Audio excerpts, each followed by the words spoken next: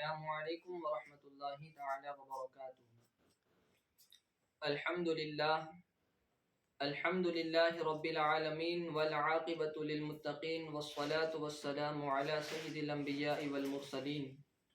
وعلی آلہ واصحابہ وازواجہ اجمعین، اما بعد فاعوذ باللہ من الشیطان الرجیم، بسم اللہ الرحمن الرحیم۔ إنا أنزلناه في ليلة القدر وما أدراك ما ليلة القدر ليلة القدر خير من ألف شهر۔ صدق الله العظيم وبلغنا رسوله النبي الأمين الكريم ونحن على ذلك لمن الشاهدين والشاكرين والحمد لله رب العالمين۔ دوستان محترم، اللہ تبارک و تعالیٰ کا لاکھ لاکھ شکر و احسان ہے کہ اللہ تبارک و تعالیٰ نے ہمیں ماہ رمضان جیسا عظیم الشان مہینہ عطا فرمایا، اور آج ماہ رمضان المبارکہ کا 20واں روزہ مکمل ہوا۔ اگر ایک پہلو سے دیکھا جائے تو بڑی خوشی کی بات ہے، اور اگر ایک طرف سے دیکھیں تو ہمارے لیے افسوس کا مقام بھی ہے۔ اگر ہم اس پہلو سے دیکھیں کہ اللہ تبارک و تعالیٰ نے ہمیں بہت ہی عظمت اور شرافت والا مہینہ عطا فرمایا ہے، تو اس اعتبار سے بہت بڑی خوشی ہوتی ہے۔ لیکن جب اس پہلو سے دیکھتے ہیں کہ یہ مہینہ ہم سے بہت جلد رخصت ہو چکا ہے، تو افسوس بھی ہوتا ہے کہ اس مہینے میں ہم نے کما حق اس کے حقوق کو ادا نہیں فرمایا۔ دوستان محترم، اللہ تبارک و تعالیٰ نے ہمیں یہ مہینہ کیوں عطا فرمایا تھا، اس مہینے کا مقصد کیا تھا؟ تو قرآن اس کے مقصد کو اجاگر فرماتا ہے، لعلکم تتقون، کہ شاید تم متقی بن جاؤ، پرہیزگار بن جاؤ، نیکوکار بن جاؤ، اللہ تبارک و تعالیٰ سے ڈرنے والے بن جاؤ۔ اب آئیے دیکھتے ہیں کہ متقی کن کو کہتے ہیں، متقی کے اوصاف کیا ہیں۔ تو قرآن متقیوں کے اوصاف کو بیان فرماتا ہے، تو اس میں سب سے پہلا وصف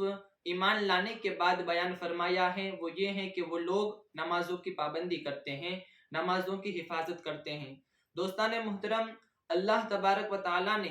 ہمیں یہ رمضان کا مہینہ جو عطا فرمایا تھا، تو اس کا سب سے بڑا اور اہم مقصد یہ تھا کہ اس مہینے کے اندر ہم نیک بن جائیں، عبادت گزار بن جائیں، عبادت کے پابند بن جائیں۔ لیکن کما حق ہم نے اس مہینے کے اندر عبادت نہیں کر سکے۔ آج 2 عشرے مکمل ہو گئے۔ پہلا عشرہ رحمت کا عشرہ ہمارے درمیان سے رخصت ہو چکا، اور یہ دوسرا عشرہ بھی ہمارے درمیان سے رخصت ہونے والا ہے، بلکہ ہو بھی چکا ہے۔ اب ہمارے درمیان ایک آخری عشرہ جہنم سے آزاد ہونے کا بچا ہے۔ تو دوستان محترم، میں آپ حضرات کے سامنے آج کچھ باتوں کو رکھوں گا کہ ہمیں اس آخری عشرے میں کیا کرنا ہے۔ اب 2 عشرے ہم نے تو کس طرح گزارے، ہم نے اس میں عبادتیں کی یا نہ کی، لیکن دوستان محترم، اس آخری عشرے کے اندر ہمیں ان کاموں کو کرنا ہے جن کاموں سے اللہ تبارک و تعالیٰ راضی ہوتا ہے، اس کے حبیب صلی اللہ تعالیٰ علیہ وسلم راضی ہوتے ہیں۔ آئیے دیکھیں، رمضان کو اللہ کے رسول صلی اللہ تعالیٰ علیہ وسلم نے 12 مہینوں کے اندر رمضان کو دل کے مثال کے طور پر پیش کیا کہ یہ رمضان کا مہینہ یہ 11 مہینوں کا دل ہے۔ جس طریقے سے انسان کے جسم کے اندر اگر اس کا دل سنور جاتا ہے، انسان کے دل کی اصلاح ہو جاتی ہے، تو اس کے تمام اعضاء درست ہو جاتے ہیں، سنور جاتے ہیں۔ اسی طریقے سے اگر انسان اس رمضان کے مہینے میں اگر عبادت گزار بن جاتا ہے، نیکوکار بن جاتا ہے، تو اس کے علاوہ رمضان سے پہلے کے جو مہینے ہیں اور رمضان کے بعد کے جو مہینے ہیں، بندہ اس کے اندر بھی نیکوکار بن جائے گا، پرہیزگار بن جائے گا۔ تو دوستان محترم، اب یہ آخری جو عشرہ ہے، ہمیں اس عشرے میں کیا کرنا ہے، تو اس کے حوالے سے چند باتیں میں آپ کی سماعتوں کے حوالے کر رہا ہوں کہ اس آخری عشرے کے اندر ہمیں اللہ تبارک و تعالیٰ کی عبادت خوب کرنی ہے، قرآن پاک کی تلاوت بھی کرنی ہے۔ اب ہمیں کس طریقے سے اس کی عبادت و ریاضت کرنی ہے، تو اس کے حوالے سے اللہ کے رسول صلی اللہ تعالیٰ علیہ وسلم نے بھی احادیث کے اندر فرمایا ہے کہ تم رمضان کے آخری عشرے میں شب قدر کو تلاش کرو۔ دوستان محترم، عموماً ہمارے یہاں یہ دیکھا جاتا ہے اور لوگ یہ تصور کرتے ہیں کہ 27ویں رات ہی شب قدر ہیں، حالانکہ بزرگان دین نے فرمایا ہے اور دلیلیں بھی پیش کی ہیں کہ 27ویں رات یہ شب قدر ہو سکتی ہے، لیکن ہمیں اس پر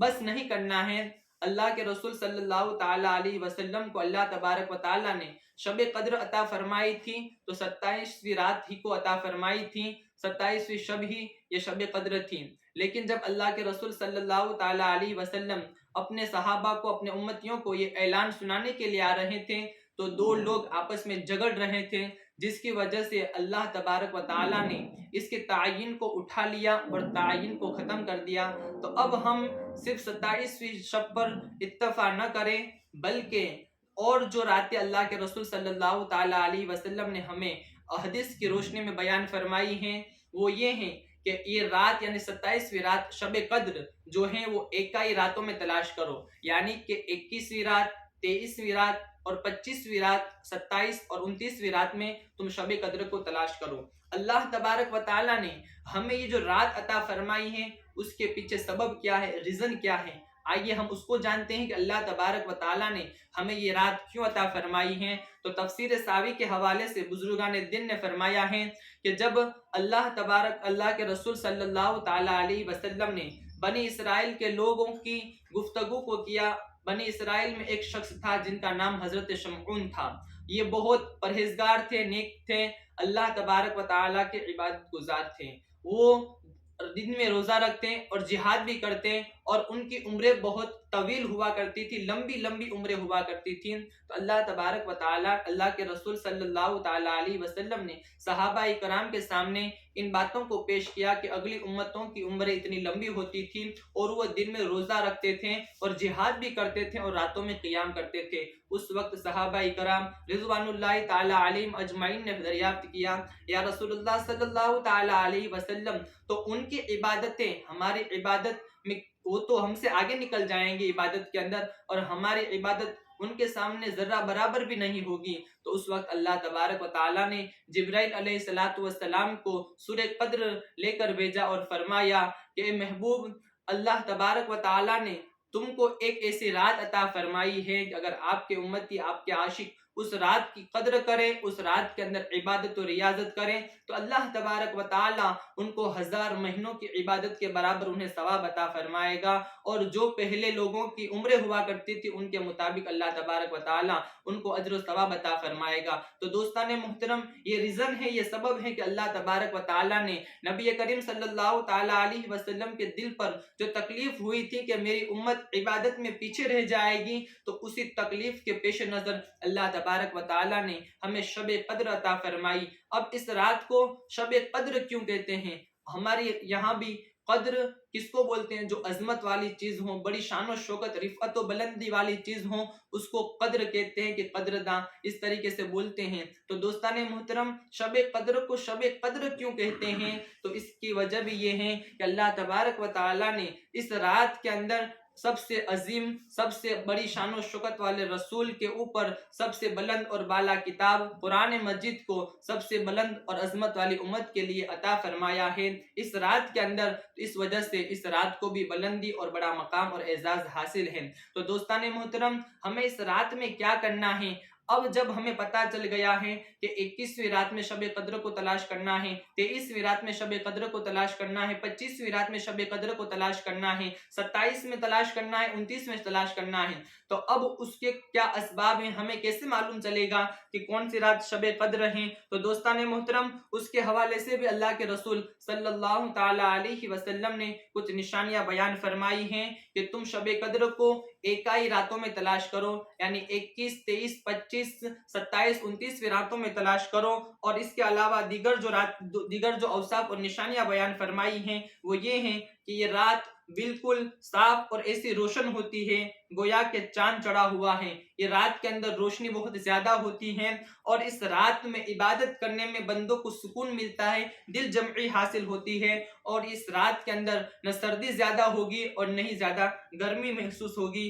اور صبح تک ستارے روشن ہوں گے۔ اور ایک نشانی کہ صبح सूरज जब निकलेगा तो तेज शुआओं के साथ रोशन नहीं होगा, बल्कि आहिस्ता आहिस्ता अपनी शुआओं को फैलाएगा। तो हदीस पाक के अंदर अल्लाह के रसूल सल्लल्लाहु ताला अलैहि वसल्लम ने ये अलामतें बयान फरमाई हैं शब कद्र की। दोस्तान मोहतरम, अगर आज हमारे यहाँ अगर कोई पीर साहब ये कह दें कि फुला शहर में फुला जमीन एक ऐसी है जहां पर जाओगे तो वहां से गोल्ड निकलेगा, सोना निकलेगा, तो हर मुरीद ये चाहता है, ये तमन्ना करता है कि हम जाकर वहां से सोना हासिल करें। लेकिन दोस्तान मोहतरम, ये शब कद्र के हवाले से नबियों के सरदार हमारे आका सल्लल्लाहु ताला अलैहि वसल्लम ने खुद इरशाद फरमाया है कि ये निशानियां बयान फरमाई हैं। तो उम्मतियों की भी ये तमन्ना होनी चाहिए कि हम इन रातों में शब कद्र को तलाश करें, न कि इन रातों के अंदर हम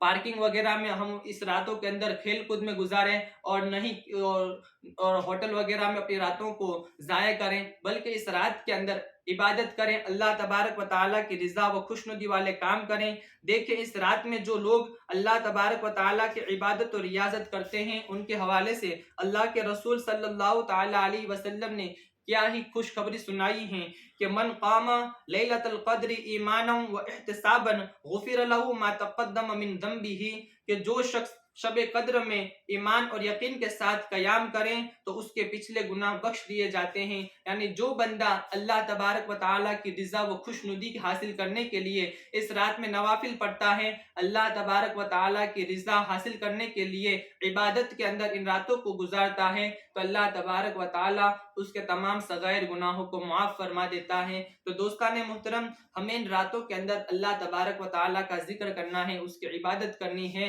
अल्लाह करीम हम सब को